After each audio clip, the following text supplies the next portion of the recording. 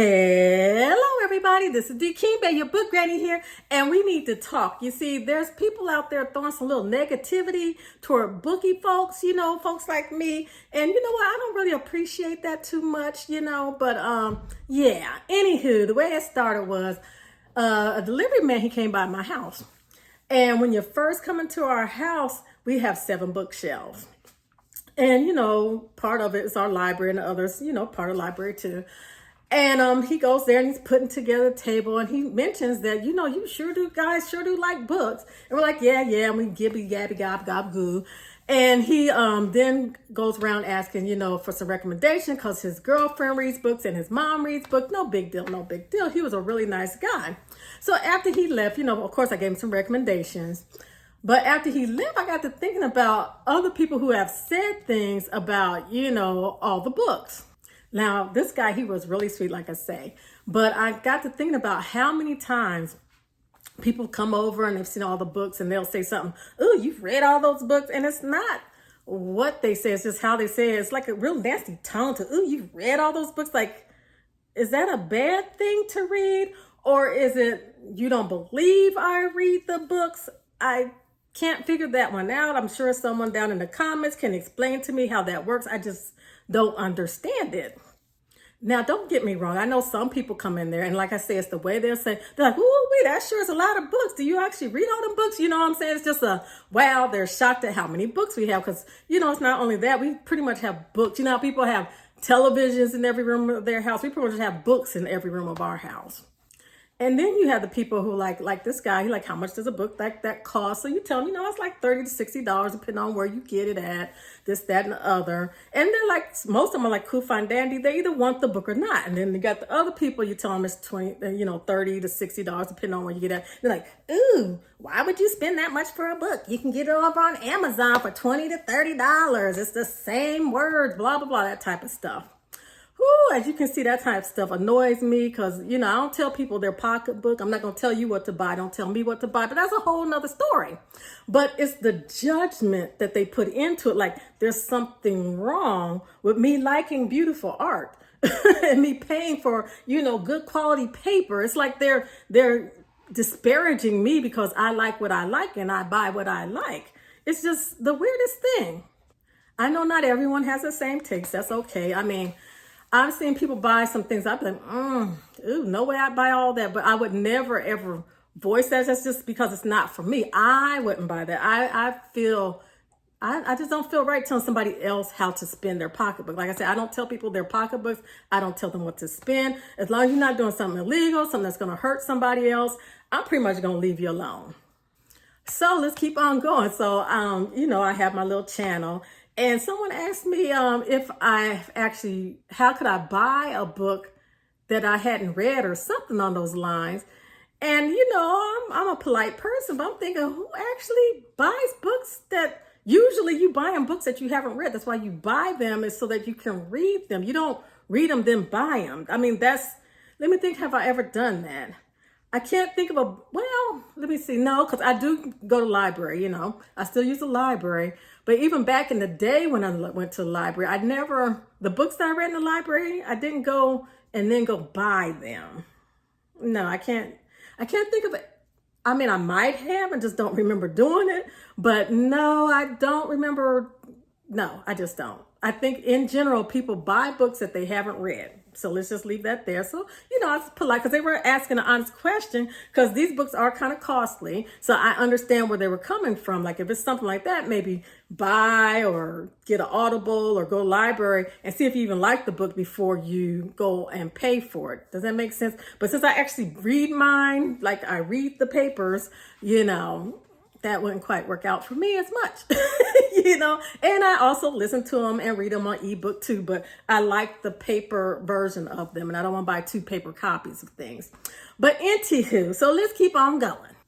As I was saying, it's not what they say, it's how they say. It's very judgmental and negative, and it's coming. Okay, I went to the little chat GPT because someone told me this is a brouhaha on the social medias, and y'all know I'm not active on social media. I just like, I want to go see somebody opening a box because I love unboxings. Y'all might have something I haven't seen, so y'all keep them unboxings coming.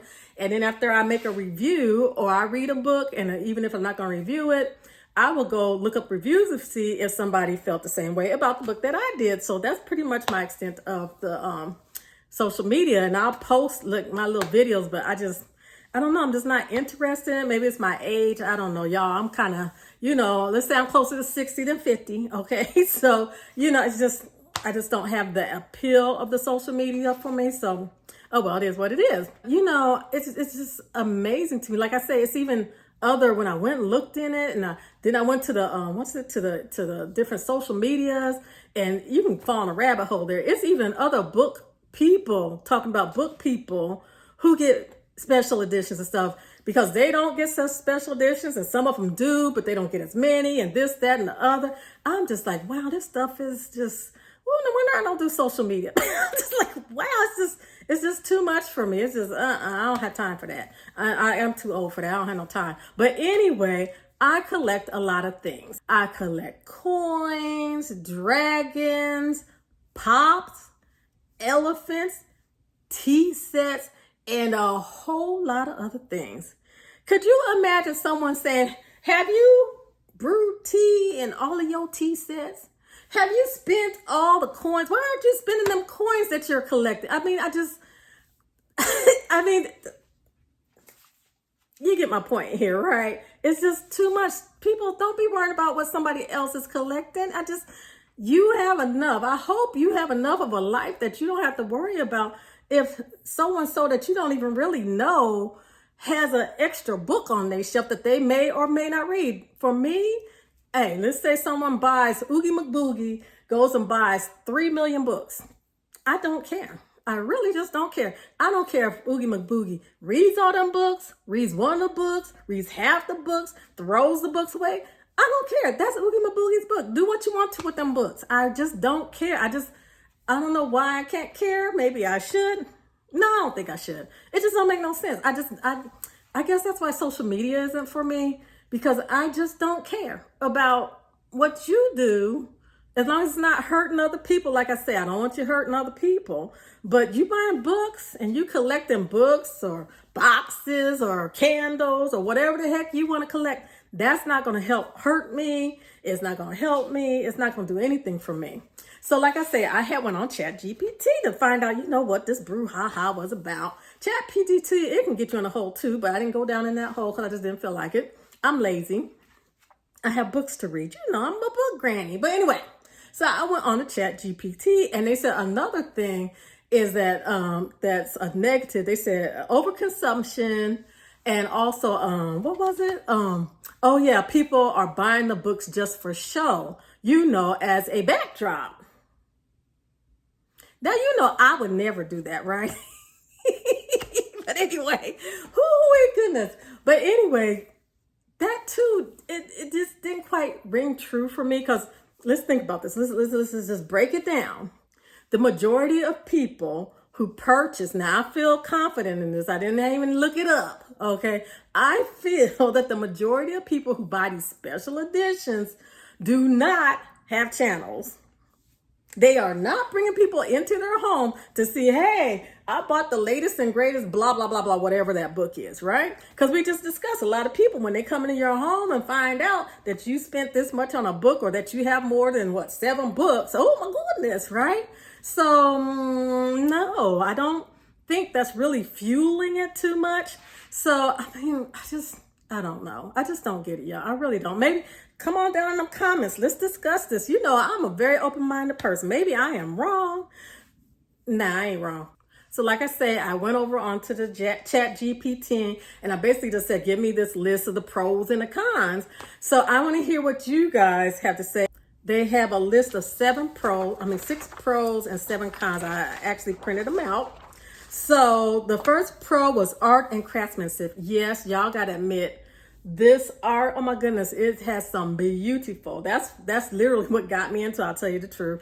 That's what got me into it, is they're just beautiful. They are works of art. I love that they actually use I don't like it when they use those AI stuff. I want them to continue using real artists that go out there and draw that stuff. Let's see, collector satisfaction. Well, I don't know about you, but I'd really be satisfied when I collect it. If I get a whole set, yeah, I'm that person. Let's see, supporting authors and small publishers. Yes, because I find that most of these do come from the smaller publishers. Now, I personally, you guys, if you like special editions, every once in a while, like Hatchet did one for the, oh my goodness, it's over there somewhere, by N.K. Jemisin. So sometimes the bigger publishers will do them. Of course, they're not going to be limited, but if they're beautiful, and it's a good book, I'm going to go for it, or I think it's going to be a good book. So the big publishers do it too, but I do like supporting small businesses. Gifts and keepsakes, like the guy that came by our house, it's going to make him, his mother and his girlfriend are going to be very happy with those books. I mean, they don't know about these specialties. I remember when my best gal pal told me about them. Oh my goodness, y'all. Oh my goodness. It's just amazing. Like, why didn't you tell me so? This is amazing. Okay. Let's see what's next on that list. Long-term value. Yes. A lot of the books that I've got now, like I said, I get them for like, what are they, $30 to $60. But if you go look them up later, a lot of them are worth over $100, $100. There's even one I got, which one was it? But I'm like, what? This is me. I'm like, I am not paying no $300 for no book, but it's selling for $300. So, that. So, those are the pros. Let's go to the cons that they listed, okay? Let's see, overconsumption and consumerism. Okay, so overconsumption. Like, for instance, I have, there goes that one from N.K. Jemisin I was talking about, the 5th season. But anyway, overconsumption. I have, what is it? Oh my goodness. I have multiple copies of some books, okay? So many would say, hey, why do you need 4 copies of the same book? Okay? Like, let's see, I have 4 copies of some book. I don't remember which is, but I'm like, wow, I actually have 4 copies of this. Granted, they're all different special editions of it. And it's oh my goodness. Oh, I'm having a brain fart, y'all, brain fart. Oh, goodness. Travis Baldree. Why come I can always remember his name, but I can't remember the name of this dumb book. What's the first? Legends and Lattes. Really cute book. Good book. Anyway, so I actually have 4 sets of that, and I love that. I actually love that one. I mean, it's so cute. But anyway, I love it. I actually love the book. I do need to do a review for you guys. But anyway, I have them because I love the artwork, except for one of them, which it's ugly. It looks like tinfoil. Is it Fairy Loot? I like they missed the mark on that one. And I didn't get the 3rd book of it because I did not like the way it looked. But anyway, that's a whole nother story. Sorry to wander off on there. But that would be an example of what people would say over consumerism, right? Yep, overconsumption. Because, they're like, do you need 4 copies of that? Why do you need 4? Why do you have to get every edition of it? Which I don't have. But even if I did, 4 is still a lot. I know that. I know 4 is a lot. But then from my point of view, I love art. Okay. I have a dragon that I bought the other day. He's beautiful. Okay. He is a beautiful dragon. I have another dragon that sister gave to me. I have another dragon that my mom gave to me. I have another dragon. You get my point? I've bought lots and lots of dragons because I love dragons. They're all dragons. They're my dragons. I love these dragons. They're not hurting you.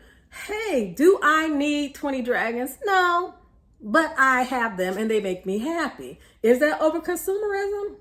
Maybe it is overconsumption. Maybe it is. Maybe it isn't. For me, it is not because I can afford it. It's not hurting anybody. I like it. It's not hurting nobody. So there you go. Okay, let's see. What's the next one? Financial accessibility. I will say that some of them are quite expensive.